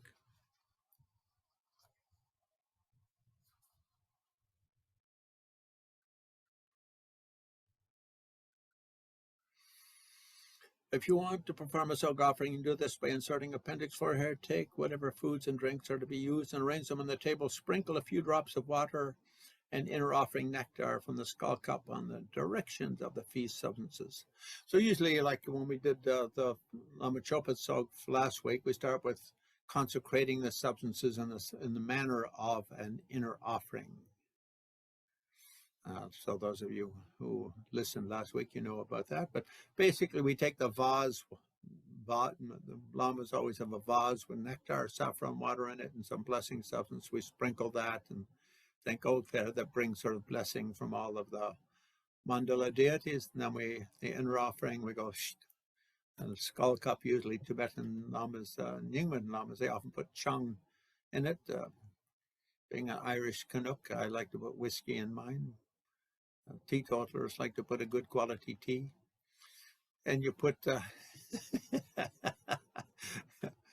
but anyway, you consecrate the way it's consecrating an inner offering. Hom Ram Ram, from the fair of emptiness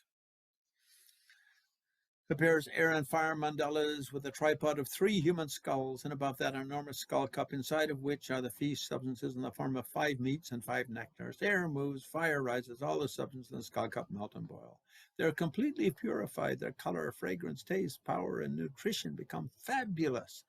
and they transform into a vast ocean of the nectar of non-samsaric wisdom. Oma Hum, Oma Hum, Oma Hum. The invocation of the field of merit. The nature of the guru pervades everything in samsara, and nirvana manifests in accordance with the needs of trainees of gurus, yidams, buddhas, bodhisattvas, dhakas, dakinis, dharmapalas, and others come to this place to facilitate our merit and wisdom. Sunaman Yeshe.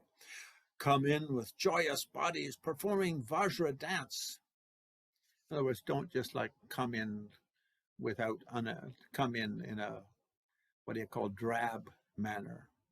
Come in dancing in great celebration. With Vajra, with speech, speaking Dharma, reciting verses, singing Vajra songs, with mind beyond conceptuality in bliss and radiance, and with wisdom performing inconceivable magic deeds. Magic here actually is Chinle in Tibetan, so enlightenment deeds.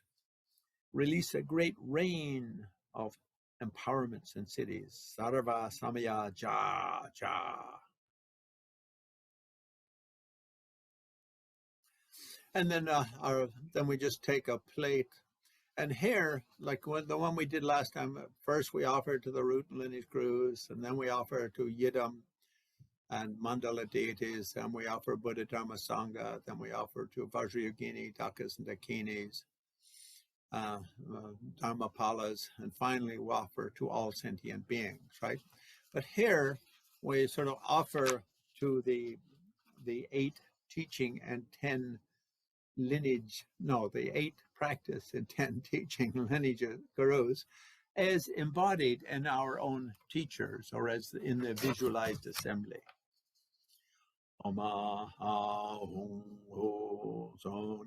This non-samsaric, zakme dutsi in Tibetan.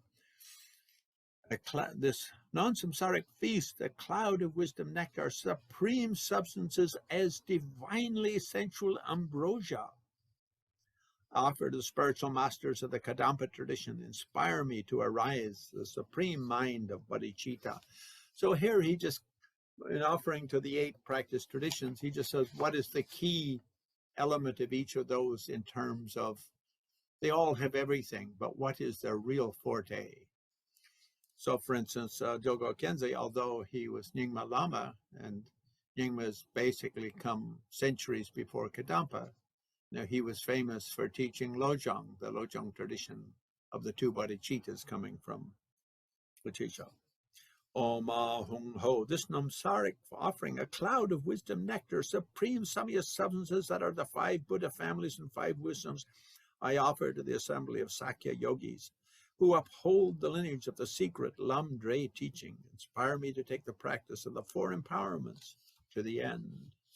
Oma Hum Ho, this namsaric offering, a cloud of wisdom nectar, supreme substances that are the method and wisdom of great Vajra bliss, I offer to the ocean of Kargyu and Shangpan Mahasiddhas. Inspire me to complete the supreme path of method and liberation combined.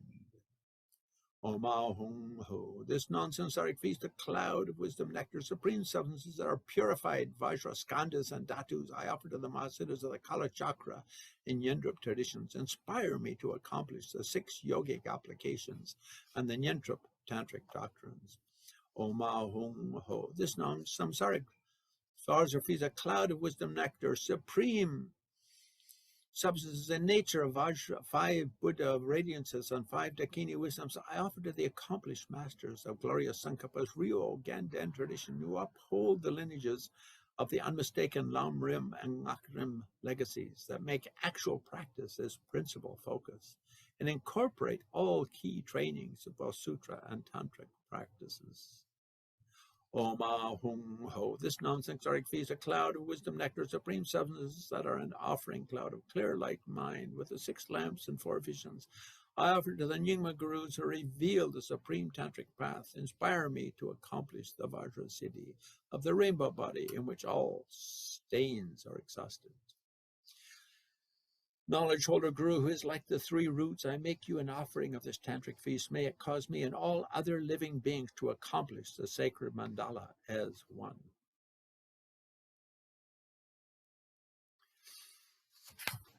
Then you do the Sokla, as is known. I pay homage to the Maria Gurus who deliver the gift of benefit and joy. Merely thinking of you or remembering your names cuts the flow of worldly and spiritual apathy. All things that delight gods, nagas, rakshas, and humans, and even those that delight all bodhisattvas in the 10 directions, I offer the Guru, embodiment of the refuge objects. Lord of the world, when it comes to spiritual knowledge, I request you accept this offering. To all spiritual forces in all directions who bring goodness in all 4 times, I bow in homage and offer devotion. In their presence I freely face all failings. Rejoice in all goodness. Request the turning of the wheel. Request the Guru's domain for 100 eons. And dedicate all merit to other living beings. If you wish to perform a self-initiation blessing, in other words, if you want to do the self-initiation in a very brief way, homage to all kinds. Request homage to all encompassing Lord of all Buddha families. My quest is a great path of liberation. When I ask for empowerment in sacred Samya, I turn to you for inspiration and guidance. Place me in the house of the Supreme Way. Bestow knowledge and primordial wisdom upon me. Requested in this way, the entourage of Gurus all radiate with joy and dissolve into light, which then melts into the central figure, my root Lama, my own root Lama. Doesn't say if it's a boy or a girl. No genitalias are mentioned. And Lord of all Buddha families, from the heart of the Guru, embodiment of all spiritual forces, and Lord of the 4 Bodhikayas, the embodiment, the empowerment deities of the complete 3 seats emanate forth. 3 seats means body, speech, mind, right? Until all the skies are filled. The knowledge goddesses come forth in auspicious styles, and holding up vases filled with wisdom essence, they sing the following lines as they pour forth their nectars of empowerment. This great and auspicious vase is the mansion of those gone to bliss. With it you are given supreme empowerment into a most wonderful and complete mandala. Om Vajrakalasha Abhishitsa Om. A stream of empowerment nectars flow forth, completely filling my body. The stains of the 5 kleshas are purified. I'm authorized to meditate on the generation stage yogas, and the destiny to attain the resultant Nirmanakaya is strengthened within me. With a pressing tone, I again request empowerment. In response, the syllables emanate from the scriptures containing the vast doors of Dharma, which is the lotus beside the all-wise Lama's left shoulder, the stems of which are held in the fingers of the hand. Each of these tiny syllables of the Sanskrit alphabet emits its own sound. So here he's going on the basis of the visualization being Khyentse Wangpo. So you'd have to change that a little bit if you're visualizing as your male or female Lama in the form of, in ordinary form with Ngakpa shawl. Tiny stream of tiny syllables comes to the crown of my head, descends into the center of my heart, where it's absorbed. I receive the empowering blessings of the ability to discuss, debate, and write about anything in the vast ocean of tantric scriptures, just as did the 2 supreme masters and the 6 ornaments of India, and so on for all the other of those 6 and 8. We recite the syllables and the mantras of the dependent origination. You know, that's often done, which says because everything's interconnected. All things arise from one other, all things arise from all other things, because everything's interconnected. Therefore, nothing stands alone. But they'll say that in Sanskrit. Pali monks often repeat it in. So in that way, one receives the sutras of the teaching tradition. My Sama, the Guru arises in the form of Sambhoga Kaya Vajradhara. In union with this consort, they enter into sexual union, so male and female in union. For those of you who don't like just the male or just the union, you're in luck. They're in male and female union. A drop of the mixture of the 2 bodhicitta substances that flow in nature and embodiment of all Buddhas is placed on the tip of my tongue. Oh, to display the empowerment, a drop is placed on your tongue, a drop of white male and red female bodhicitta that is able to satiate in every way. the great bodhicitta of pleasure and joy. Om Vajra Guya Abhishitsa Hong. So in this way, I receive the secret initiation. Offered the nectar in this way, I recite Om Hong, and just at the samadhi of the non-conceptual wisdom of radiance and emptiness is aroused and bestows the secret empowerment. All negative karmic instincts caused by acts of speech are purified. I'm authorized to meditate on the paths of subtle energies, chakras and channels, and the destiny to accomplish the resultant Sambhogakaya is strengthened within me. A knowledge concert emanates forth from the Guru's heart, perfect in form and age and essence. Vajra Daka Dakini, the urge to rely upon liberation becomes strong. This consort, this wonderful mudra, is the bestower of limitless bliss, and has all of the skills of a consort. O disciple, make the peerless offering. Om Vajra Prajna Jnana Abhishitsa Hum. Maintaining the three awarenesses, I enter into union with the mudra. The four joys arise and induce experience of semblant clear light. Om Saravitagara Anugana Vajra Sabhawa Atmako Ahum. This, the wisdom, awareness, empowerment is received. Stains in the mind are purified. I am authorized to meditate on the path of the drops. The destiny to accomplish the resultant Dharmakaya is accomplished.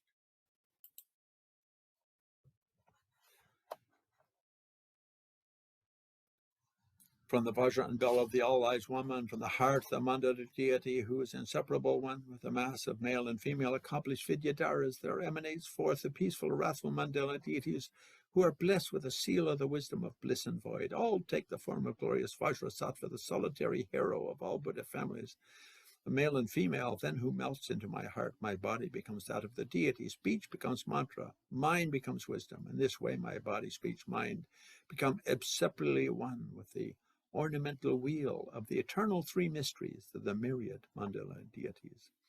I achieve the empowerment together with all blessings and siddhis.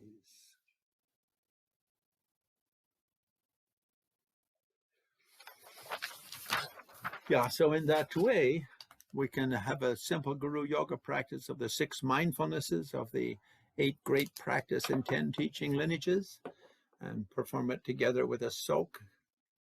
In that way, the way it was written by Dilgo Khyentse, is kind of a multi-sect practice, not just what is it?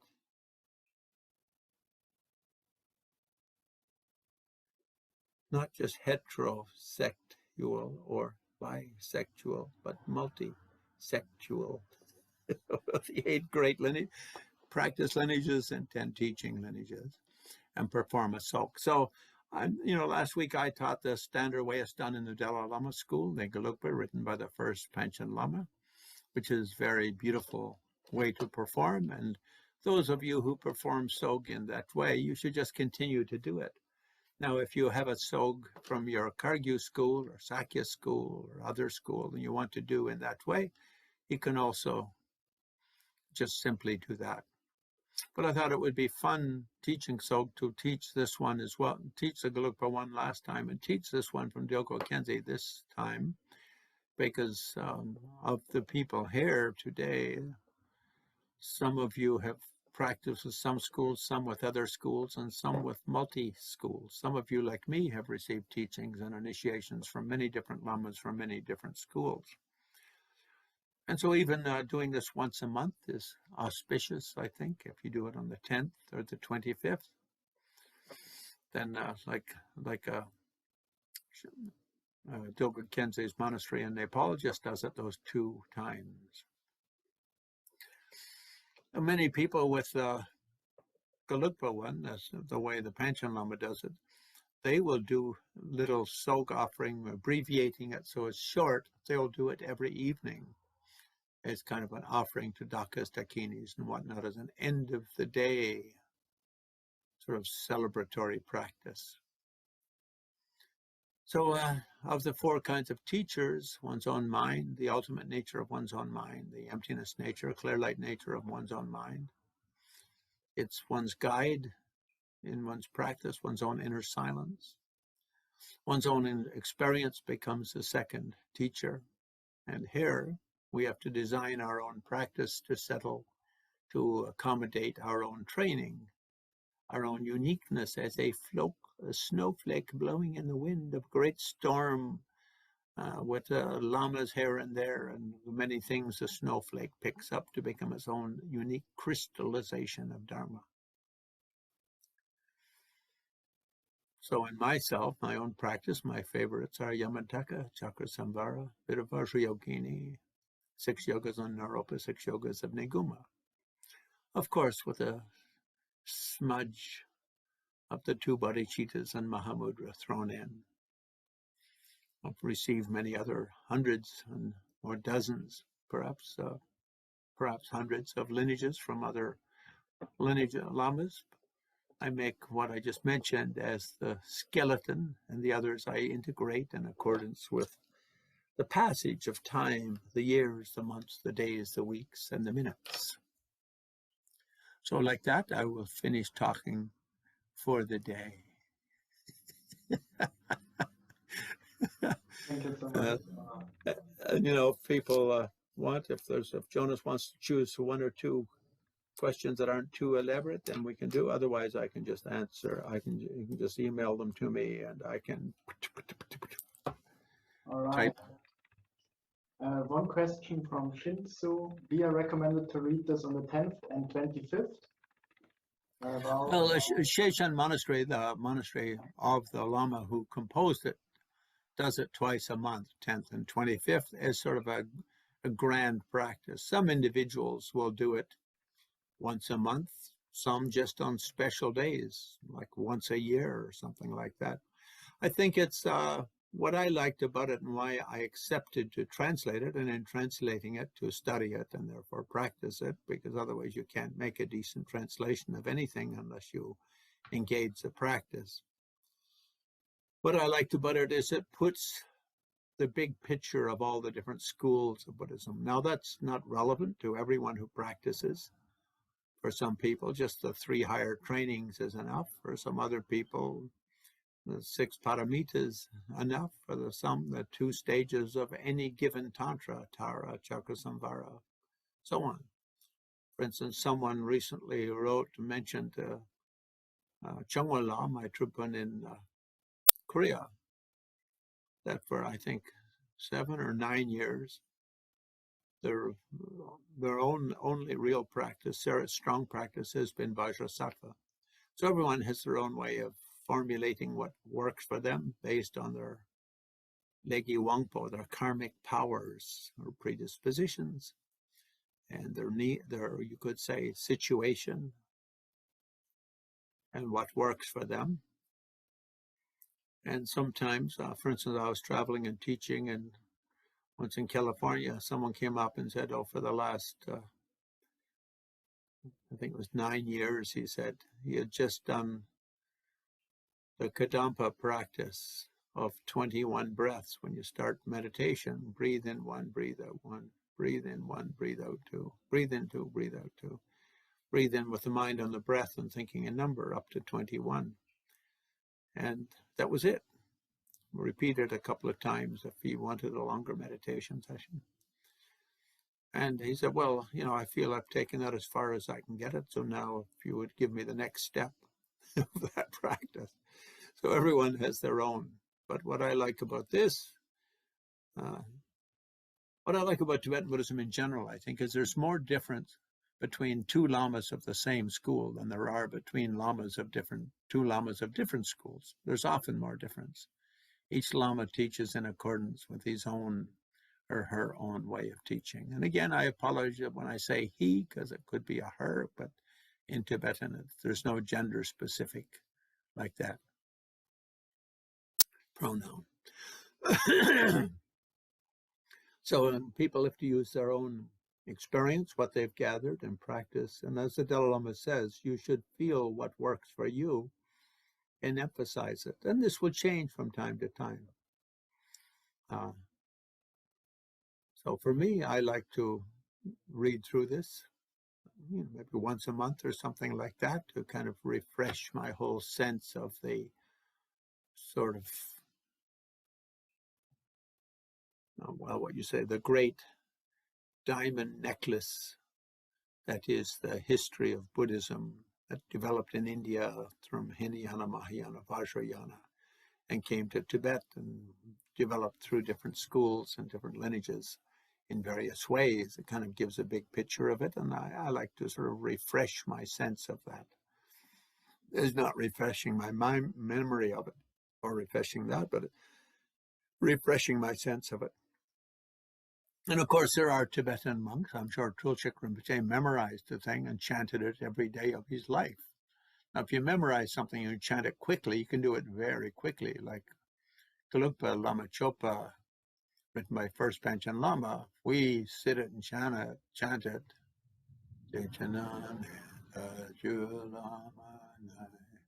Takes like an hour and a half or 2 hours. But you Tibetans who memorize it and do it daily, they just do it at breakneck speed. Instead of like going in and making love slowly and gently for 2 hours, they're in like a wham, bam, thank you, I'm out of here. Once irritated me a little bit because we used to offer Tsog once a month as a group, and whoever sponsored it, you put up a fair amount of money because you buy goodies for everyone who's participating. So only $100 or $200 or something. But in India, to us, that was a lot of money at the time. And this Lama came to our thing, and the main Lama who we always did it with was a little bit late. And so this Tulku came and he looked at the high seat and he said, "Who's that?" And we said, "Oh, that's for our Lama, blah, blah." So he went and sat there, took his seat. And then when the Lama came and he sort of looked like, "What? Someone's in my seat." And Rinpoche sort of tapped on the lower seat below him and said, "Oh, Genla, you sit here." And then when we started Lama Chopa, usually the Lama our Lama would sort of chant very slowly because we're learning Tibetan, and chanting in Tibetan when you're just learning is like laborious. I mean, you can't speed up. You have to do it kind of slowly, right? As you're doing it like Tai Chi, slow Tai Chi rather than a Kung Fu movement. Let's put it that way. And after about 2 or 3 starts, the Rinpoche decided, "Oh, this is too slow for me," and he picked up the pace. Then he picked up the pace, and they picked up the pace, and it was like, I mean, for us even to turn the pages that fast was. And he finished the whole thing that would take us 2 hours. He finished the whole thing in 10 or 12 minutes. And then with the Torma offering, usually the first part you take and you put up on the altar as kind of an offering, to all Buddhas, Bodhisattvas. So he leaned down and he sort of popped the top off of it himself and popped it in his mouth. And later he became one of my favorite gurus. At first I started out like, "My God, that guy's a piss off. What a rectum aperture." And I was a little bit irritated at him because I was the one who sponsored that event. And I was looking forward to 2 hours of nice chanting with our sort of regular Lama and friends and all that sort of thing. It's sort of like a party, right? And the whole thing finished in 10 minutes and like, very abrupt. And then he pops off and, "Okay, guys, thanks for inviting me. I'm out of here." Took me about a year to get over that. And then I started bumping into him, and then we became friends, and then we became very close. And then he started giving me many different teachings, traditions. And I realized he was just one of those Tibetans who has a very wicked sense of humor. So thank all of you very much. Power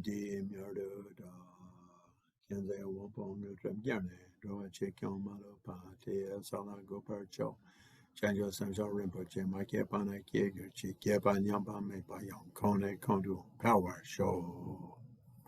Thank you. Thank you so much, Lamala, and everyone being here, and see you next week. Thank you, Ramana.